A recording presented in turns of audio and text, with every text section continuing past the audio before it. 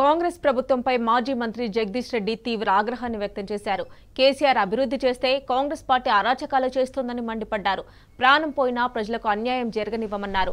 పేద ప్రజల కన్నీళ్లు సమాజానికి మంచిది కాదని సూచించారు. ఈ మేరకు బీఆర్ఎస్ క్యాంప్ కార్యాలయానికి బాధితులు భారీగా తరలివచ్చారు. వారందరికీ జగదీష్ రెడ్డి కొండంత ధైర్యం ఇచ్చి భరోసా కల్పించారు.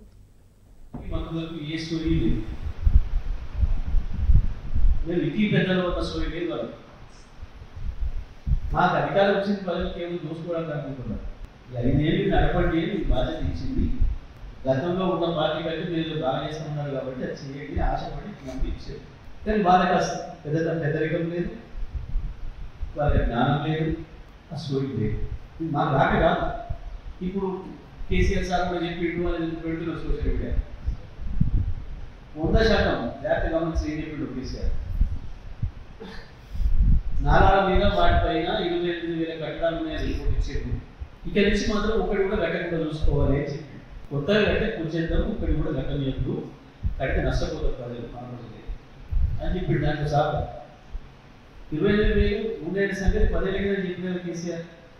ఒకటైనా కూడా కొట్టిగా ఇప్పుడు ఏదో తెచ్చి మాకేదో దొరికింది ఇంత అని చెప్పి పట్టుకొని వచ్చి ఏదో పెడుతున్నారు. కేసీఆర్ సాగు చెప్పిండు ఆ రోజుగా 28,000 ఉన్నాయని చెప్తున్నారు. కొత్తగా గత చేయకండి, అది మన బాధ్యత, నష్టపోతున్న విషయం చెప్పాలి. పాతవాడు ఏం చేద్దామని ఆలోచన చేద్దాం, కానీ కొత్తగా కట్టి నష్టపోకుండా చూసుకోవాలి. ఇప్పుడు అంత బాధ్యత కూడా కేసీఆర్. ఆయన కేసీఆర్ చెప్పిండే కూడా కొడుతున్నాడు అని సిగ్గుడు అలా మాట్లాడారు. ఇప్పుడు కేసీఆర్ చెప్పిండే మొత్తం రుణం చేయమని చేయి, 4,000 పెన్షన్ కూడా ఇస్తారు చేయమని అడిగి చేయి, మహిళకి 25,000 ఇస్తాను కేసీఆర్ చెప్పుడు చేయకూడదు. కేసీఆర్ రుణం చెప్పలే కదా, పురుగోడు కేసీఆర్ ఇవ్వకూడదు. అధికారులు ఇచ్చిండు, ఇచ్చిండు. ఇక ఒక్కటి కూడా మనకు కొత్తది రావద్దు అన్నమాట కేసీఆర్ చెప్పాడు.